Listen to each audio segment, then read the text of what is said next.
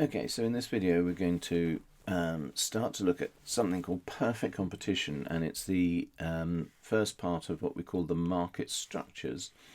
And the best way to consider market structures is to look at the characteristics of any firm, how they operate, and how they behave within markets. And the behavior, really, you should be able to analyze the effect on profits they make and the efficiency of those firms within each market structure.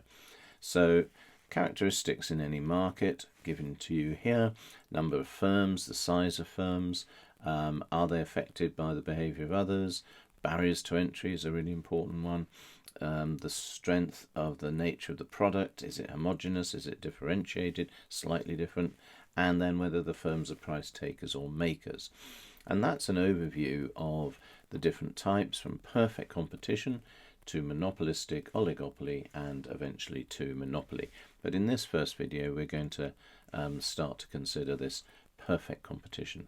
So it is unlikely to exist in the real world, and you'll see that when we look at the assumptions, but it is like a gold standard, and that's why it's important that you can get through to the efficiencies. And what's so perfect about perfect is that it has the efficiencies. The assumptions are there are many sellers, and each one is so small that they can't affect the market price. So that's really important that you understand that, because of the nature of the demand curve that faces the firm. The products are homogeneous, i.e. they're exactly the same. They're perfect substitutes for each other, and so that means these two assumptions together, that the firms are price takers. They take the price from the market, as you'll see, and then they have a perfectly elastic demand curve for the firm, not for the industry, but for the firm. The other assumptions are perfect knowledge, and it's for both consumers and producers without any cost, and so we know everything, every consumer knows where to get the cheapest products, etc. Freedom of entry into a market and exit. There's no sunk cost. Now we'll look at sunk costs in another video, but it means that the factors of production are perfectly mobile. They can move into industries and out of industries very quickly. And given those assumptions, basically what we say is that the firm, the individual firm, takes the price that the market offers them. Then they face a perfectly elastic demand curve, so they can't raise their price, because if there's perfect knowledge and freedom of entry, if they raise their price and the good is perfectly homogeneous, then obviously they'll lose all the demand. And the argument is there's no reason to drop the price, because they can sell all they want at the going price. So why would you drop the price in order to sell more? You don't have to, you can just sell more. So those are the basic assumptions of perfect competition. This is the model, and you have the idea of a firm, and as I say, it's very, very small, and so it's not going to be affecting the market price. And so in that sense it faces a perfectly elastic demand curve. I've just given you a table here. If the price was £5, so over here it's £5, the quantity of 10, total revenue would be price times quantity 50, and average revenue, which is always equal price, is £5. Now they could sell one more at the going price at £5, total revenue rises to 55, average revenue is that price again, and the change in the total revenue is £5. Same with 12. They can simply keep selling each new product at the existing price of £5. So you will find, therefore, that the average revenue and the marginal revenue equals the price and is a constant for the firm.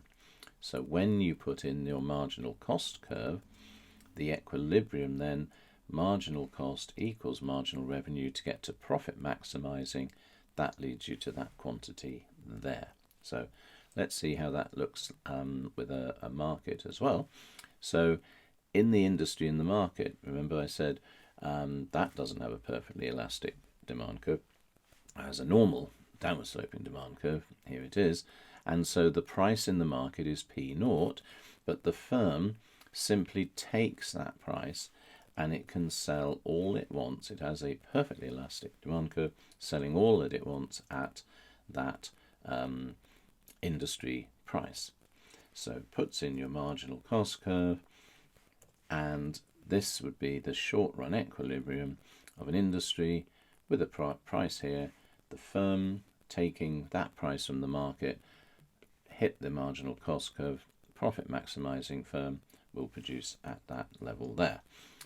But the problem is, what happens if they can make some supernormal profit in the short run? So in the short run, supernormal profit is made. So to do that, we've got to put in the average cost curve.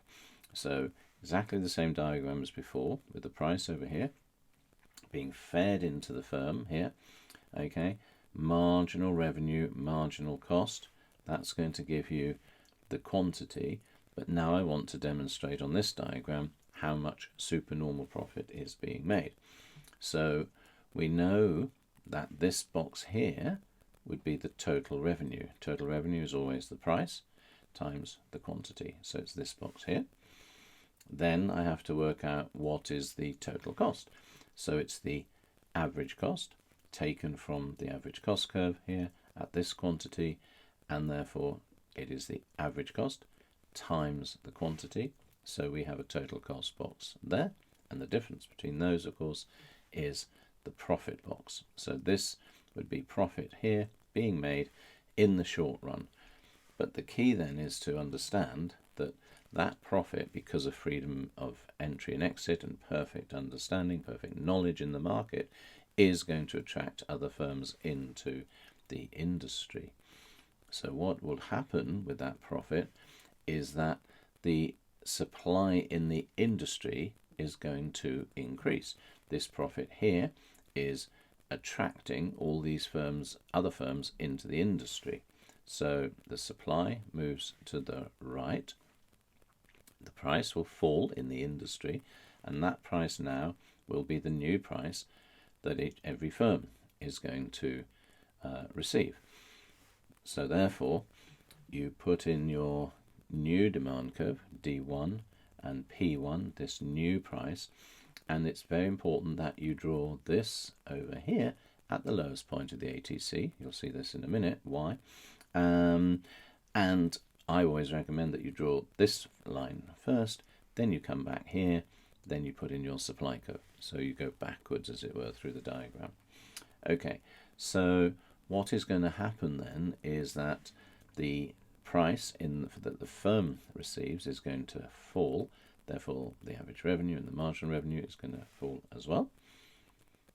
Okay, and that disappears. There it is disappearing. Okay, now you end up at this point here, and that is the only point that you can end up in the long run, because if you had a price here, let's say supply only shifted to here, the price came across here, you would still be at some equilibrium point here, making a little bit of supernormal profit. So you've got to push that demand curve right down to where you don't make any supernormal profit, which is of course where the price or average revenue equals the average cost, and that has to be, because it's a perfectly elastic demand curve, at the lowest point of the ATC. So therefore, what we would say is that average revenue equals average total cost at this equilibrium. This is a long run equilibrium because marginal cost equals marginal revenue, profit maximizing, average revenue equals average total cost, no supernormal profit. So no supernormal profit in the long run can be made in perfect competition. What would happen very quickly if you had a supernormal loss? Well, the supernormal loss here would cause firms to leave the industry, and so that supply curve shifts backwards now because firms are leaving the industry.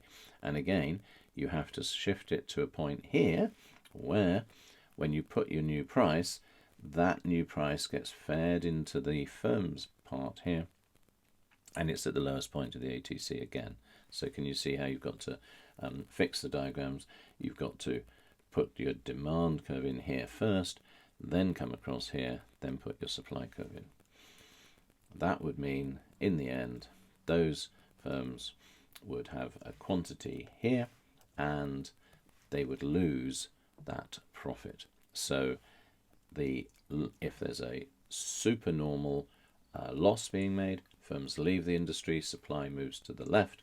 If there's supernormal profit being made, firms come into the industry, and again the supply moves to the right, until you get to a long run equilibrium in the market here, where in the firms market over here, marginal cost equals marginal revenue, profit maximizing, and average revenue equals average cost. And that's a really important point, as you'll see in the next video, because you need to consider that perfect competition has all the efficiencies going for it. Okay, so hopefully that's of help.